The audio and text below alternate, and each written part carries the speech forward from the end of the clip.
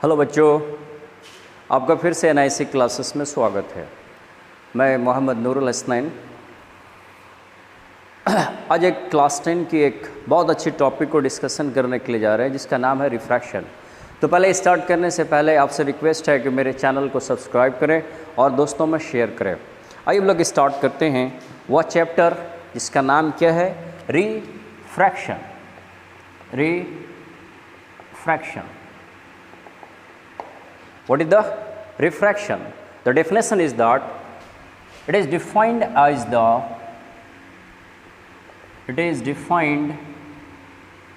phenomenon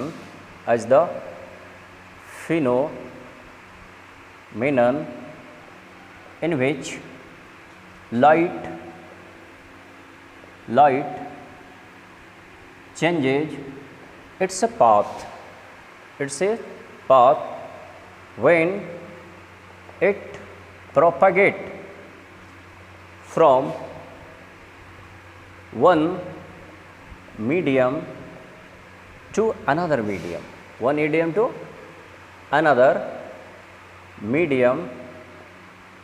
called refraction।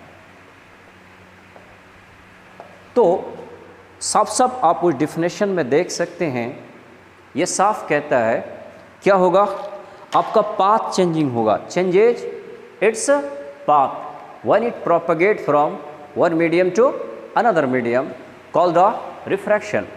ये एक ऐसा फिनोमिनन है जिसमें लाइट अपना क्या चेंज करता है, रास्ता चेंज करता है।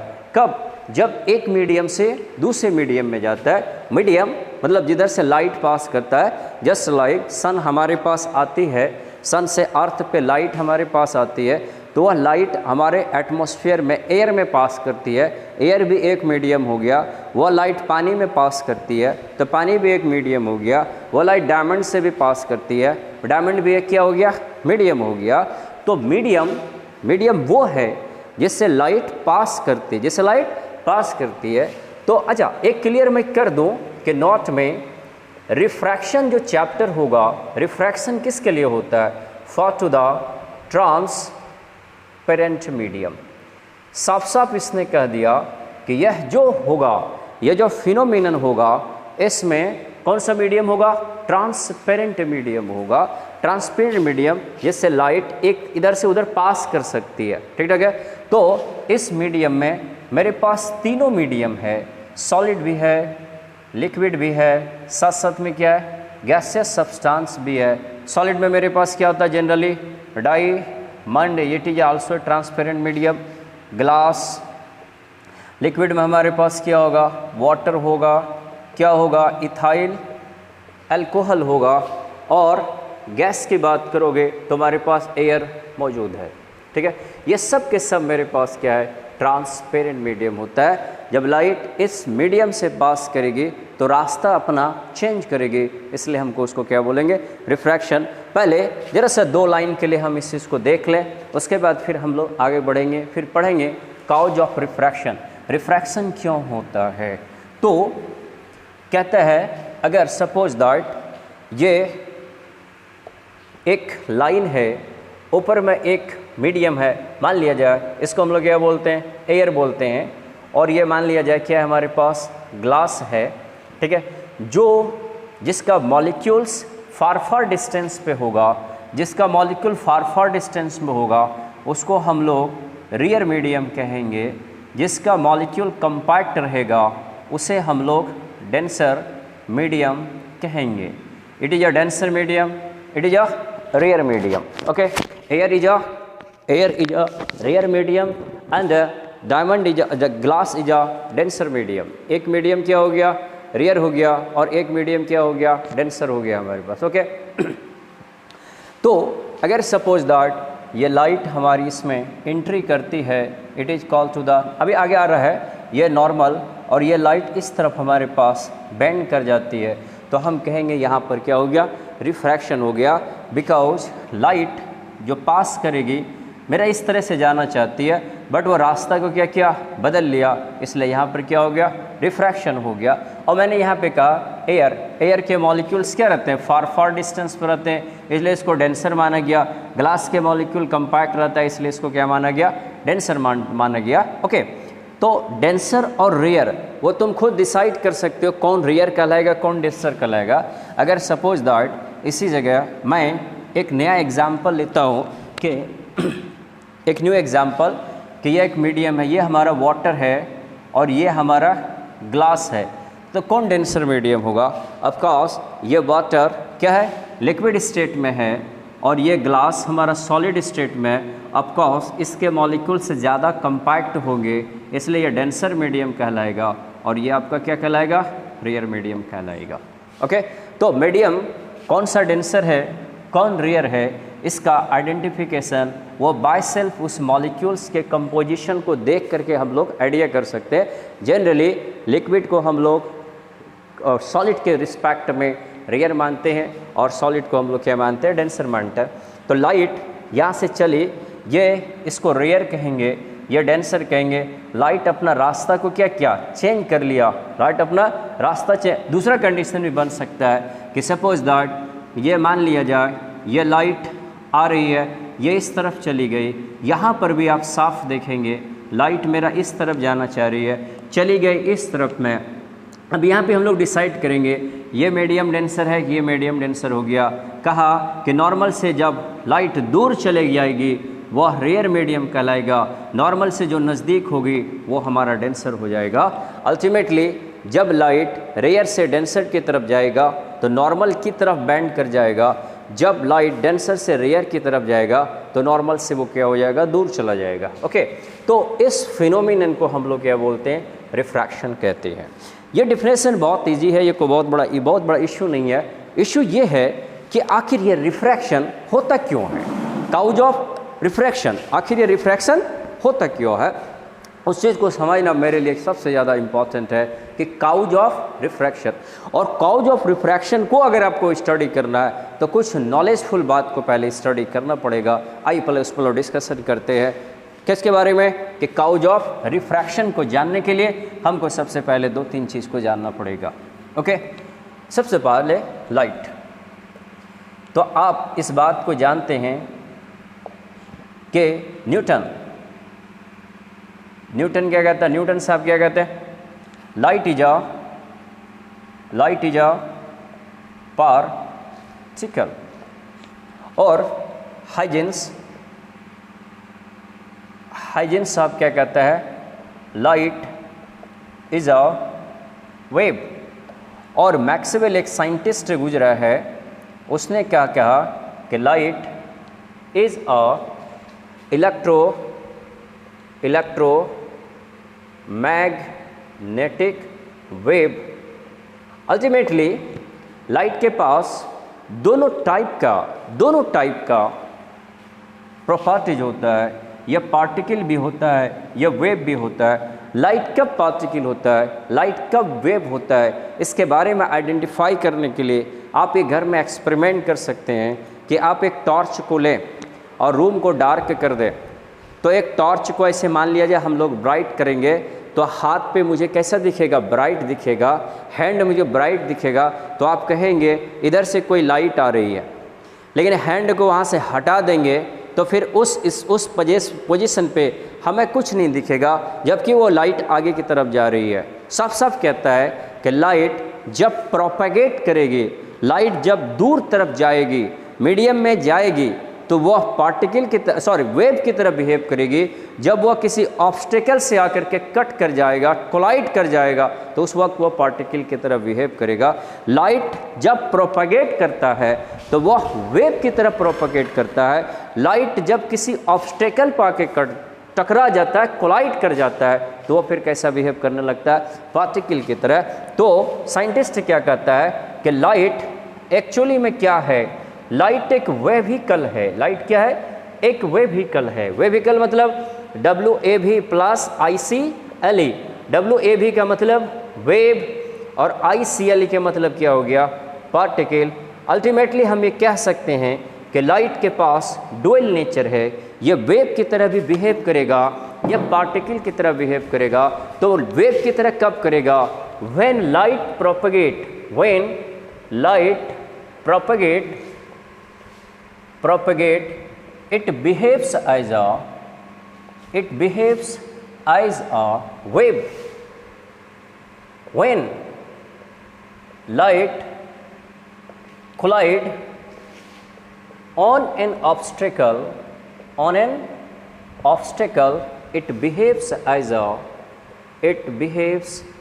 a particle. अल्टीमेटली हम लोगों ने इस चीज़ को देखा कि लाइट पार्टिकल की भी तरह बिहेव करेगा और लाइट हमारा वेव की तरह भी बिहेव करेगा। So light is a wavicle. किस साइंटिस्ट ने लाइट के बारे में क्या क्या एक्सप्लेनेशन दिया वो मैंने आपको वहाँ पे लिख करके दे दिया। ओके, नेक्स्ट क्या चीज़ था? Cause of refraction, cause of refraction. समझते हैं इसको, रिफ्रैक्शन का काउज क्या है। अब क्या क्या कहते हैं? Light is a wave, light is a wave.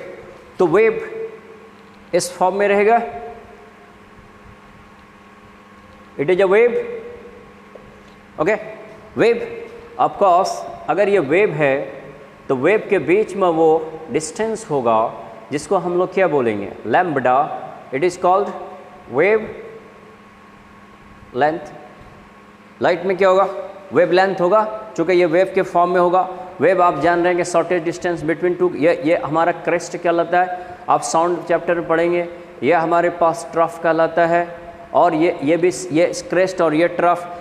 तो यह जो डिस्टेंस है ये पीक पॉइंट है, ये पीक पॉइंट, इसका पीक और इसका पीक के बीच में जो डिस्टेंस उसको क्या बोलते हैं हम लोग? वेवलेंथ कहते हैं। क्या कहता है? Light is a wave so that it contains wavelength. अगर वेव है तो इसके पास क्या होगा? वेव लेंथ होगा। लाइट के पास क्या होगा? अगर वेव है तो लाइट के पास क्या होगा? वेव का लेंथ भी होगा। एक मार्केबल बात बता रहा हूँ, एक बहुत ही अच्छा वर्ड आपके सामने रख रहा हूँ। आपने कभी गौर किया है कि लाइट जब कि किसी भी मीडियम से पास करती है, लाइट जब भी किसी मीडियम से पास करती है, चाहे वो ग्लास हो चाहे वाटर हो, सपोज दैट ग्लास की ही बात करते हैं, तो ग्लास से लाइट पास कर जाती है। लेकिन आपने कभी देखा क्या उस ग्लास में किसी भी तरह का फ्रैक्चर होता है, क्रैकिंग होता है या किसी तरह का कोई चीज़ होता है? नहीं होता है। लाइट अगर चलेगी तो लाइट आराम से क्या करेगी? उस मीडियम से पास कर जाएगी। सपोज दैट एक टर्म को समझें कि अगर यह सपोज दैट यह हमारा ग्लास है, यह ग्लास का एक स्लैब है, तो इसमें जब लाइट पास करेगी, इसमें लाइट जो पास करेगी ये आराम से पास कर जाएगी। ये पास करेगी, नो क्रैक, उसमें कोई क्रैक नहीं होगा, कोई टूट फूट नहीं होगा।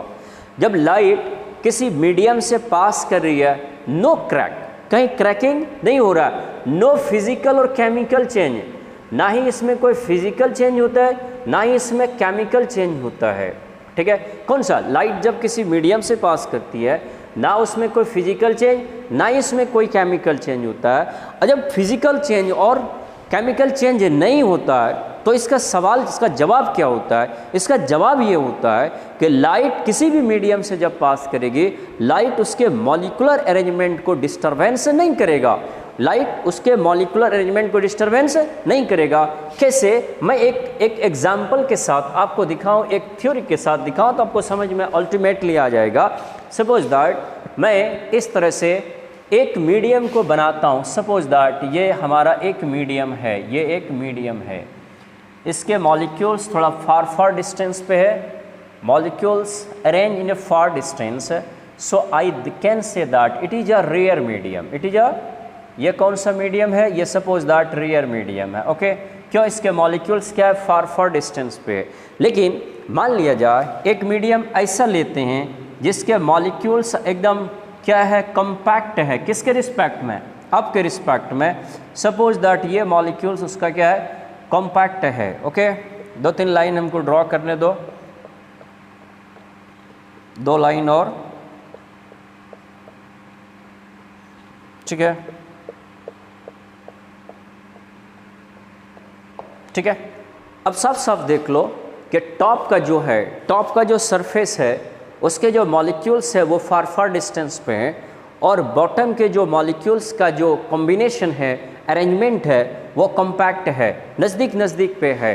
तो आप इस मीडियम को कौन सा मीडियम बोलेंगे, it is called to the rare medium, और it is called to the denser medium, denser medium. एक मीडियम आपका रेयर हो गया, एक मीडियम आपका क्या हो गया, डेंसर हो गया। और आप जानते हैं कि लाइट ट्रांसपेरेंट मीडियम में रेयर मीडियम से भी पास करता है और डेंसर मीडियम के पास करता है। अभी जस्ट हम लोगों ने पढ़ा light behaves as a wave.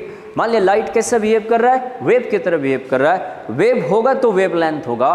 तो अब सपोज दैट इसमें लाइट का एंट्री कराता हूँ, और मैंने साफ कह दिया लाइट जब किसी मीडियम में एंट्री करेगा उसके मॉलिक्यूलर अरेंजमेंट को डिस्टरबेंस नहीं करेगा, तो फिर क्या करेगा, ये वेव है तो यह इस तरह से इसके बीच में से निकलेगा, इसके बीच में से निकलेगा, कोई दिक्कत। लेकिन जब